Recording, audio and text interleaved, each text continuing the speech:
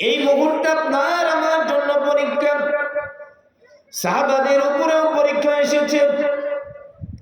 কেন পরীক্ষা আসছে এটাও একটু পরে বলছি। ঈমান আনলাম, পরীক্ষা ছাড়া ঈমানের কোনো দাম নাই। পরীক্ষা ছাড়া ছাত্র শিক্ষকের কোনো দাম নাই। পরীক্ষা ছাড়া ক্লাস পর্যন্ত উপরে উঠায় দেওয়া হয় না। পরীক্ষায় পাস না করলে উপরে উঠায় দেওয়া হয় না।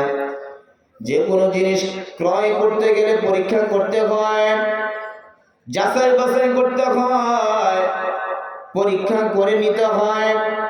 আপনি আমি ঈমান আনলাম, এমনি এমনি আল্লাহ তাআলা আমাকে আপনাকে মাফ করে দিবেন, জান্নাত দিয়ে দিবেন এমনটি নন বাবা। বরং আল্লাহ তাআলা বলেন আইয়াতরাকু আইয়াকুলু আমান্না ওয়া হুম লা ইফতানুন। মানুষরা যেন এই ধারণা না করে আমি ঈমান আনলাম এতটুকু বলার কারণে তাকে আমি মাফ করে দিলাম, তার থেকে পরীক্ষা নিলাম না। পরীক্ষা এখন কেন নেওয়া হইতেছে বাবা? আমি ঈমান আনলাম, ঈমান আনার পরে সাহাবায়ে কেরামদের উপরে অকথ্য জুলুম আর স্টিম রোলার চালায়। আল্লাহ তাআলা দেখতে চান ঈমান আনয়নের পরেও তাদের উপরে যত জুলুম আর জুলুমের স্টিম রোলার চলতেছে, যত রকমের প্রেসার চলতেছে, এই প্রেসারের উপরে তারা ধৈর্য ধারণ করতে পারে কিনা। তারা যদি এই প্রেসারের উপরে ধৈর্য ধারণ করতে পারে ওয়া আলামাস সাবিরিন, তাহলেই কেবল বোঝা যাবে তারা ঈমানদার। ঈমান আনার পরে এখন তো মাথায় টুপি দিয়ে পাগড়ি দিয়ে বেড়াইলে এখন পর্যন্ত ঈমানের পরীক্ষা দিতে হয়। বলা হয় এরাই হলো মৌলবাদ, এরাই হলো জঙ্গিবাদ। বলা হয় কি ভাই নজর বলে, মুখে দাড়ি রেখেছেন অথচ আপনাকে নিয়ে মানুষ ঠাট্টা বিদ্রুপ করতে শুরু করে দেয়। বড় ঈমানদার হয়ে গিয়েছে, দাড়িওয়ালা হয়ে গিয়েছে। বলা হয় কি ভাই নজর বলে, মাথায় টুপি দিয়েছেন, গায়ে পাঞ্জাবি অথবা জুব্বা লাগিয়েছেন, অথচ আপনাকে নিয়ে ঠাট্টা করা হয়, আপনাকে নিয়ে বিদ্রুপ করা হয়। এই তো দুদিন আগেও দেখলাম সে আকাম কুকাম করে বেড়াইলো, অথচ আজকে জুব্বা পরে পাগড়ি পরে সে বড় ঈমানদার হয়ে গিয়েছে। এগুলো ঈমান আনার পর আল্লাহ তাআলা প্রাথমিকভাবে এগুলো পরীক্ষা নেন। এখন বলা হয় পরীক্ষা কেন নেওয়া হয় বাবা? শুধু ছোট্ট ছোট্ট পরীক্ষা দিয়ে পরীক্ষা নেওয়া হয় তা নয়, বরং যার ঈমান যত বড় তার পরীক্ষার মাপকাঠিটাও তত বড় হয়। আল্লাহর নবী হাদিসের মধ্যে বলেন আশাদুন নাসি বালা আল আম্বিয়া সুম্মা সালিহুনা সুম্মা আবাদা। পৃথিবীর মধ্যে তিন ধরনের ঈমানদার। এক নম্বরের ঈমানদার, দুই নম্বরের ঈমানদার, তিন নম্বরের ঈমানদার। এক নম্বর লাইনে আছে ফার্স্ট ক্লাস ঈমানদার, যিনারা দুনিয়ার মধ্যে ছিলেন বাবা, ইনারাই হলেন নবী রাসূল, ইনারাই হলেন নবী রাসূল। নবী রাসূলরা ঈমানের দিক থেকে এক নম্বরে ছিলেন। জোরে বলেন কয় নম্বরে? নবী রাসূলদের ঈমানের সঙ্গে উম্মতদের ঈমান কখনো মিল হবে না। নবী রাসূলের ঈমানের সমকক্ষ জায়গায় কোনো মানুষ আর ঈমান অত দূর পর্যন্ত নিয়ে যাওয়া সম্ভব নয়। যার কারণে ঈমান যেহেতু ওনাদের বেশি, এই জন্য পরীক্ষাও গিয়েছে ওনাদের বড় বড় পরীক্ষা। হযরত ইউনূস আলাইহিস সালাতু ওয়াস সালামের উপরে যে পরীক্ষা, এটা আপনারা কম বেশি সকলেই জানেন। শুধুমাত্র একটু মনে করে দেই, হযরত ইউনূস আলাইহিস সালাতু ওয়াস সালামকে যখন নদীতে ফালায় দেওয়া হয়, মাছের পেটের মধ্যে পড়ে হযরত ইউনূস আলাইহিস সালাতু ওয়াস সালাম মাছের পেটের অন্ধকারের মধ্যে থাকেন। আল্লাহ তাআলা মাছের পেটটাকে তাফসীরের কিতাবের মধ্যে যেটা ধরা হয়েছে বাবা, আয়নার সামনে দাঁড়াইলে যেমনি ভাবে আপনার চেহারার মধ্যে কোথায় কি আছে সবকিছু ফুটে উঠে কি উঠে না, তেমনি ভাবে হযরত ইউনূস আলাইহিস সালাতু ওয়াস সালাম মাছের পেটের অন্ধকারের মধ্যে যখন আল্লাহ তাআলা ঢুকে দিয়েছেন, ঠিক মাছের পেটটাকে পুরাটাই আয়নার মতো একেবারেই ঝকঝকে করে দিয়েছেন। এখন মাছের পেটের মধ্য থেকে হযরতে ইউনুস আলাইহিস সালাতু ওয়াস সালাম সমুদ্রের সবকিছু দেখে বেড়ায়।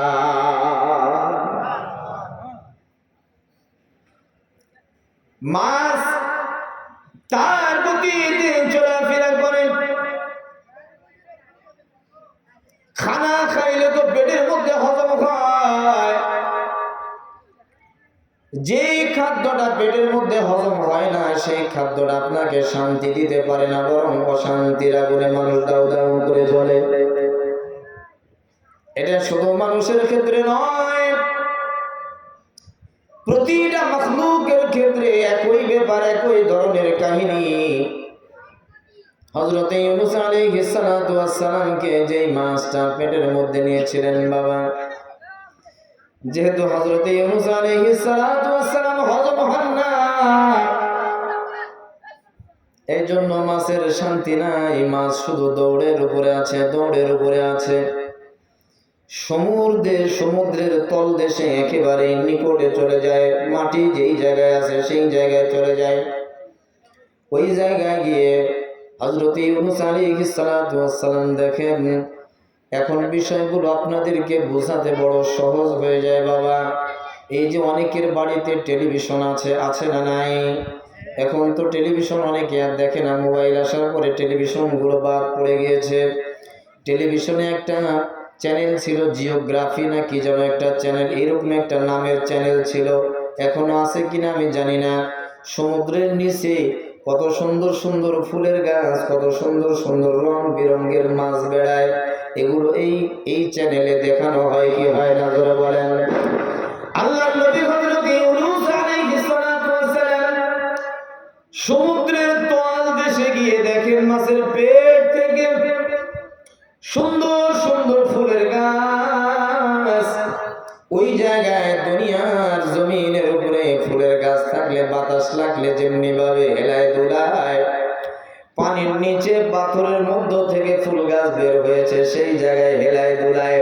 শুধু হেলায় দোলায় না, হযরত ইউনূস আলাইহিস সালাতু ওয়াস সালাম বলেন, আলাম তারা আন্নাল্লাহা ইউসাব্বিহু লাহু মান ফিস সামাওয়াতি ওয়াল আরদ কুল্লুন ক্বাদ আলিমা সালাতাহু ওয়া তাসবিহা। না বুঝলেও জোরে বলেন না সুবহানাল্লাহ। হযরত ইউনূস আলাইহিস সালাতু ওয়াস সালাম তিনি দেখেন পাথরের উপরে ছোট্ট ফুল গাছ। আসলে তো আমাদের দিমাগে যেটা আসে, পানির নিচে যদি একটা ফুল গাছ পানির নিচে থাকে তাহলে তো এটা পচে নষ্ট হয়ে যাওয়ার কথা, জোরে বলেন কথা ঠিক কিনা?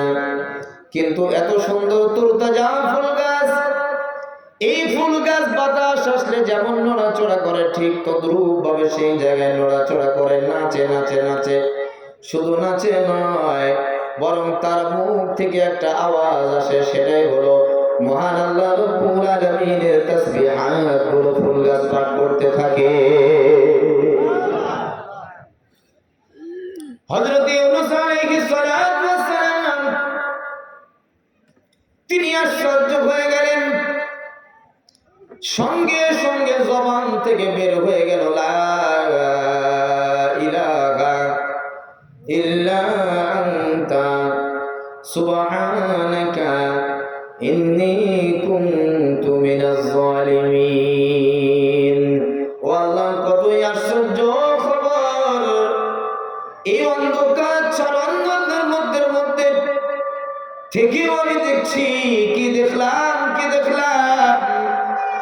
ছোট্ট একটা ফুল গাছ সমুদ্রের নিচ দেশে থেকেও তোমাকে ভুলে নাই। ও আল্লাহ, তুমি আমাকে মাফ করে দাও, তুমি মহান, তুমি যদি মাফ না করো তাহলে আমি ধ্বংস হয়ে যাব, আমার কোনো উপায় থাকবে না। হযরত ইউনূস আলাইহিস সালাতু ওয়াস সালাম কিতাবের মধ্যে যেটা ধরা হয়েছে বাবা, এই কালিমা যদি পাঠ না করতেন, তেলাওয়াত না করতেন, হযরত ইউনূস আলাইহিস সালাতু ওয়াস সালামকে মহান আল্লাহ রাব্বুল আলামিন কিয়ামত পর্যন্ত মাছের পেটের মধ্যেই রেখে দিতে। এটা একটা পরীক্ষা, 40 দিন পর্যন্ত পরীক্ষায় পাশ করে আল্লাহ তাআলা তাকে পরিত্রাণ দিয়েছেন। যে যত বড় হয় ঈমানের দিক থেকে, তার পরীক্ষা তত বড় হয়, তত কঠিন হয়। মনে করেন আপনাদের এই আদমপুর গ্রামের মধ্যে একজনের নাম হলো আব্দুর রহমান। কোথার কথা মনে করেন? আব্দুর রহমান চাচার কাছে তিনি একটা মাঠের মধ্যে গিয়ে একটা পাথর পাইছে। এমন একটা পাথর, যে পাথর যদি বিক্রয় করা হয় পুরা একটা রাজশাহী বিভাগকে ক্রয় করা যাবে। এত দামি পাথর নিয়ে আব্দুর রহমান চাচা এবার বাড়িতে এসে, আব্দুর রহমান চাচার কি ঘুম ধরবে কপালে? আব্দুর রহমান চাচা কি চাচির কাছে নিরাপদ? নিরাপদ না। চাচি যদি জানতে পারে যে আমার স্বামীর কাছে এত দামি একটা পাথর রয়েছে, যে পাথরটা বিক্রি করলে পুরা রাজশাহী বিভাগ ক্রয় করা যাবে, শুধু চাপাই জেলা নয়, রাজশাহী বিভাগের মধ্যে 8টা জেলা রয়েছে, 8টা জেলা ক্রয় করা যাবে, এত বিশাল দামি একটা পাথর নিয়ে আব্দুর রহমান চাচা নিজের স্ত্রীর কাছে পর্যন্ত নিরাপদ নয়। স্ত্রী আবার চিন্তা করবে পাথরটা কিভাবে আমার স্বামীর কাছ থেকে নেওয়া যায়। এই পাথরটা যদি নিতে পারি, স্বামীকে প্রয়োজনে দুনিয়া থেকে বিদায় করে দিয়ে হলেও পাথরটা আমার দরকার। যদি পাথরটা নিতে পারি, এমন স্বামী আমি 10টা বানাইতে পারবো। পাথর নিয়ে চাচা নিজের স্ত্রীর কাছে নিরাপদ নয়। আব্দুর রহমান চাচা মনে করেন 3টা সন্তান রয়েছে, সন্তান 3টা যখন জানতে পারলো আমার আব্বার কাছে এত দামি একটা পাথর আছে, যে পাথরটা বিক্রি করলে 8টা জেলা ক্রয় করা যায়, এবার বলেন তো সন্তানদের কাছে কি তার বাবা নিরাপদ? জোরে বলেন, নিরাপদ? নিরাপদ না। সন্তানরা চিন্তা করে বাবার থেকে পাথরটা চাবো, সুবালাবালি যদি দেয় তাহলে ভালো, যদি না দেয় বাবার কল্লাটা উঠায় দিব, উড়ায় দিব, এরপরেও পাথর আমাদের দরকার। গ্রামের লোকজন যদি জানতে পারে আব্দুর রহমান চাচার কাছে এত দামি একটা পাথর, গ্রামের লোকজনের কাছে আব্দুর রহমান নিরাপদ নয়। পুলিশ প্রশাসন যদি জানতে পারে, পুলিশ প্রশাসনের কাছে আব্দুর রহমান নিরাপদ? জোরে বলেন, নিরাপদ না। দেশের সরকার যদি জানতে পারে, তাহলে কি দেশের সরকারের কাছে নিরাপদ? নিরাপদ না বাবা। এত দামি একটা পাথর নিয়ে আব্দুর রহমান কোনো জায়গায় নিরাপদ না। আব্দুর রহমান এখন চিন্তা করে আমার স্ত্রী যদি আমাকে হাত কেটে দেয় দেখ, আমার সন্তানরা যদি আমার পা কেটে দেয় দেখ, ডান হাত কাটলে আমি বাম হাত দিয়ে পাথরটা রক্ষা করব, বাম হাতও যদি কেটে দেয় তাহলে আমি পা দিয়ে ধরে হলেও পাথরটাকে আমাকে রক্ষা করতে হবে, হেফাজত করতে হবে। এক পা যদি কেটে দেয়, অপর পা দিয়ে পাথরটা আমাকে হেফাজত করতে হবে, হেফাজত করতে হবে। কারণ পাথরটা এত দামি, একটা পাথর বিক্রি করলে নিম্নে এই 8টা জেলাকে ক্রয় করা যাবে, একটা বিভাগকে ক্রয় করা যাবে। আব্দুর রহমান চাচার কাছে পাথরের বড় দাম। এই পাথরের মূল্য আব্দুর রহমানের চাচা যখন থেকে জানে, তখন থেকে সিদ্ধান্ত নিয়ে নিয়েছে পাথরের জন্য যদি আমার জীবনটা চলে যায়, আমার গর্দানটাও যদি আমার দেহে থেকে আলাদা করে দেয়, এরপরেও পাথর ছাড়বো না, আমার জীবন দিতে রাজি আছি। মুসলমানদের ইমানের কত দাম বাবা! যারা পরিমাণ ইমান নিয়ে যদি আপনি কবরের মধ্যে বসতে পারেন, শুধুমাত্র বিন্দু পরিমাণ ইমান, এতটুকু ইমান নিয়ে যদি আপনি কবরের মধ্যে যাইতে পারেন, আর এই ইমানটা যদি আল্লাহ তাআলার দরবারে কবুল হয়েই যায়, যারা পরিমাণ ইমান নিয়েও যে মাপ পেয়ে যাবে, এই দুনিয়ার 10 দুনিয়া সমান জান্নাত আল্লাহ তাআলা গোলামকে দিয়ে দিবে। এই জন্য তো এখন কাফেররা চিন্তা করে মুসলমানদের ইমানের দাম। মুসলমানদের সবচেয়ে দামি জায়গা হলো খানায় কাবা। কখনো খানায় কাবার উপরে আঘাত, যুগে যুগে খানায় কাবাকে ধ্বংস করে দেওয়ার জন্য পায় তারা। কখনো মুসলিম রাষ্ট্রের উপরে আঘাত, মুসলিম রাষ্ট্র যেন দুনিয়াতে শক্তিশালী হয়ে মাথা উঁচু করে দাঁড়াতে না পারে, জন্য শুধুমাত্র কেবলমাত্র একমাত্র আমেরিকা নয়, বরং পুরা পৃথিবীতে যতগুলো অমুসলিম রাষ্ট্র রয়েছে সমস্ত অমুসলিমরা মুসলমানদের ঈমানকে হরণ করার জন্য, কেড়ে নেওয়ার জন্য সর্বদাই তারা প্রচেষ্টা রয়েছে। জোরে বলেন কথা ঠিক কিনা? এইদিকে তো শয়তান ওয়াসওয়াসা দেয়, যদি শুধুমাত্র একজন মুসলমানকে তার দিন থেকে খারিজ করে দিতে পারো, তাহলে তো কমস কম একজন মুসলমানকে এই দুনিয়ার 8টা দুনিয়ার সমান সমান জান্নাত থেকে তাকে মাহরুম করা হয়ে গেল। তাই তো এদের নাফ নদী পার হয়ে, নাফ নদীতে রক্তে লাল হয়ে গেল।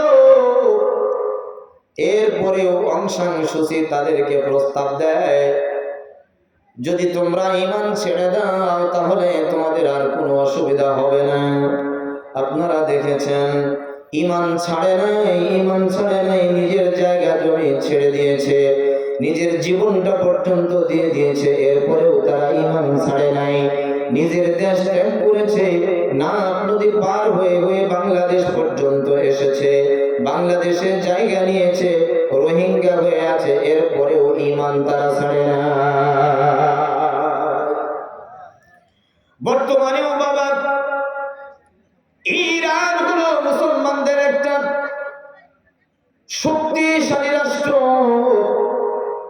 এই ইরানকে ধ্বংস করে দেওয়ার জন্য কাফেরদের বিভিন্ন নেতারা এই জায়গায় হামলা চালাইতেছে কিনা জোরে কোন? ইরানের একটাই কথা, বাঁচতে হলে সিংহের মতো বাঁচবো, ঈমান নিয়ে বাঁচবো, যদি মরতে হয় ঈমান নিয়ে মরবো, তারপরেও কাফেরদের কাছে মাথা নত করব। মুসলমানরা কাফেরদের কাছে মাথা নত করে না। মুসলমানরা যুদ্ধে গিয়ে নিজের হাত কেটে ফেলেছে, ডান হাত কেটেছে, বাম হাত দিয়ে পতাকা উড্ডীন করে ধরেছে, বাম হাতে কূপ দিয়ে বাম হাত কেটে দিয়েছে, বাম হাত শেষ হয়ে গিয়েছে, পা দিয়ে ইসলামের পতাকা উড্ডীন করে তুলে ধরেছেন। ও বাবা, ওনারা দেখেছেন ইসলামের উপরে আমি যদি টিকে থেকে জীবনটা চলে যায়, জীবন চলে যাওয়ার সঙ্গে সঙ্গে আল্লাহ তাআলা আমাকে দামি একটা জান্নাতের মালিক বানায়া দেবে। যার কারণে মুসলমানদের উপরে অত্যাচার, যদি অত্যাচার না হয়, পরীক্ষা না হয়, তাহলে আপনি ঈমানদার নন। ডাকাতি তো সেই জায়গায় হয় যেই জায়গায় দামি দামি সম্পদ রয়। কোনদিন কি শুনেছেন কোন ভিক্ষুকের বাড়িতে ডাকাত গিয়ে ডাকাতি করেছে? জোরে বলেন। অথচ আদমপুর বাসীরা জানে এই দিক দিয়ে যাইতে হলে অনেক সময় ডাকাতি হয়, রাস্তাঘাটে ডাকাতি হয়। আবার গ্রামের মধ্যে প্রভাবশালী যারা আছে তাদের বাড়িতে ডাকাতি হয়। অর্থাৎ সম্পদ যেই বাড়িতে আছে সেই বাড়িতে চোরের ক্লাসিফাইটাও এটা আরো বড় হয়ে যায়। এই জন্য ঈমান যার যত মজবুত, তার পরীক্ষাও তত মারাত্মক।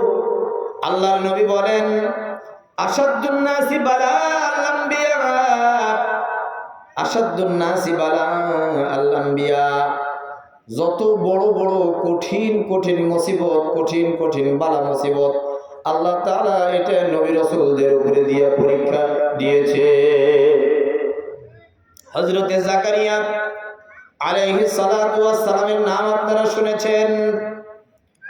হযরত জাকারিয়া আলাইহিস সালাতু ওয়াস সালামের মাথার উপর থেকে কড়ো দিয়া ফেড়ে ফেড়ে গাছ যেমন কাটা হয়, বাবা আমরা বলি আমাদের ভাষায় করাত, আপনারা কি বলেন?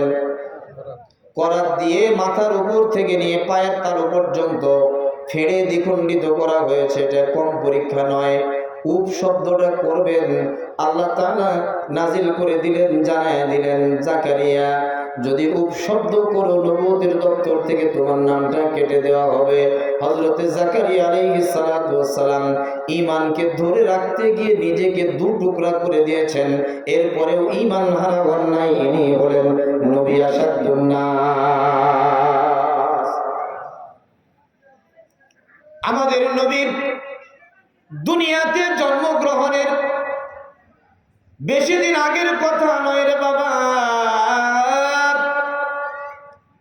শুধুমাত্র 70 বছর আগের কথা। আমাদের নবী জন্ম লাভের 70 বছর আগের কথা।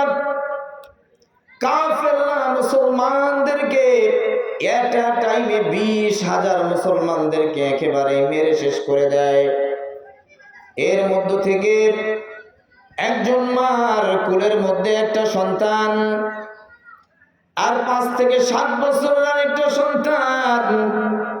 এই মাকে প্রস্তাব দেওয়া হলো, তুমি যদি কালিমা ছেড়ে দাও তাহলে তোমাকে আমরা ছেড়ে দেব। তোমার কোলের মধ্যে দুগ্ধ পানকারী একজন শিশু রয়েছে, তাকেও ছেড়ে দেওয়া হবে। তোমার হাতের মধ্যে একটা সন্তান 5 থেকে 7 বছর বয়স, তাকেও ছেড়ে দেওয়া হবে, তোমাকেও ছেড়ে দেওয়া হবে। তুমি শুধু বলো আমি মুসলমান থেকে খারিজ হয়ে গিয়েছি, আমি মুসলমান রইলাম না, আমি তোমাদের দলে যোগ দিয়ে দিলাম। এতটুকু বললেই তোমাকে মাফ করে দেওয়া হবে, আর তোমার উপরে জুলুম করা হবে না। মা বলে না না না, এটা আমি করতে পারবো না। মার সামনে ডেগের মধ্যে তেল ঢেলে আগুন দিয়ে জাল দিয়ে টকবক টকবক করে বড় কোঠায় 7 বছরের সন্তানকে আগুনের মধ্যে ফালায় দেওয়া হয়। মুহূর্তের মধ্যে সন্তান দুনিয়া থেকে বিদায় নেয়। মা এবার ভয়ে জড়সড় হয়ে গেল, আহারে আমার সন্তান নিমিষে আমার চোখের সামনে শেষ হয়ে গেল। আমার ছোট্ট একটা মাসুম বাচ্চা, যার বয়স সবেমাত্র 2 বছর। এই বাচ্চা ঠিকঠাক মতো এখনো কথা বলা শিখে নাই। 2 বছরের বাচ্চা কি কথা বলবে বাবা? কেবল আব্বু আম্মু এগুলো বলতে পারে। 2 বছরের বাচ্চা মার মুখের দিকে তাকাইয়া এবার মুস্কি মুস্কি হাসি দিয়ে বলে, ইয়া উম্মা, ইয়া উম্মা, ও আমার আম্মা জান, লা তাখাফ, ভয় করিয়েন না। জোরে বলেন না সুবহানাল্লাহ। মা আমি দেখতে পাই তুমি যে নজর দিয়ে দেখতেছো, এই নজর দিয়ে আমি দেখি না, বরং আমি আমার নজর দিয়ে দেখতেছি। মা তোমার মুখটা বড় শুকনা, তুমি তো এখন ভয় আছো, আমাকে নিয়ে ভয়, আমাকে নিয়ে তোমার ভয় নাই। ও মা তুমি শোনো, আগুনের মধ্যে তেলের মধ্যে যদি তোমাকে ফালাইয়া দেয়, আমাকে ফালাইয়া দেয়, এটা একটা দুনিয়াবি সিস্টেম, এটা একটা দুনিয়াবি সিস্টেম। অর্থাৎ আল্লাহ তাআলার সান্নিধ্য লাভ করার জন্য আমাকে এই জগৎ ত্যাগ করা লাগবে, এই জগৎটাকে আমার পার হওয়া লাগবে। আমি যদি এই জগৎ পার না হই তাহলে আমি পরজগৎ পাবো না। একটা মানুষকে দামি জায়গায় পৌঁছাইতে হলে অল্প দামি জিনিসটাকে ছেড়ে দেওয়া লাগে, কি লাগে না বলেন? আপনি প্রাইমারির চাকরি করতেন, কিন্তু নিবন্ধন পরীক্ষা দিয়ে এখন আপনার কলেজে চান্স হয়েছে। আপনি যদি বলেন আমি প্রাইমারিটা ছাড়বো না, প্রাইমারিতে আমি আছি, ভালো আছি, তাহলে আপনি নিবন্ধন পরীক্ষা কেন দিলেন? কলেজে আপনার চান্স হয়েছে, তার মানে হলো প্রাইমারি শিক্ষকের বেতন যদি শুধুমাত্র 18,000 হয়, একটা কলেজের শিক্ষকের বেতন 28 থেকে 32,000 টাকা স্টার্টিং অবস্থায়। একটা জায়গা থেকে আরেকটা জায়গায় পদোন্নতি হতে হলে নিম্নস্থ যেটা আছে এটাকে পরিবর্তন করতে হয়। সন্তান মাকে বুঝাইতেছেন, মা তুমি যদি ভালো জগতে যেতে চাও তাহলে তোমাকে এই জগৎটা ছেড়ে দেওয়া লাগবে। এই জগৎটা ছেড়ে দেওয়ার একটা উপায়, ভালো জগতে পৌঁছার জন্য তেলের মধ্যে যখন লাফ দিতে বলবে মা, সঙ্গে সঙ্গে লাফ দিয়ে দিবা, আমাকে কুলে নিয়ে লাফ দিয়ে দিবা। এই জায়গায় লাফ দিয়ে জীবনটা বের হওয়ার সঙ্গে সঙ্গে আল্লাহর তৈরি জান্নাতে আমরা চলে যাব। লা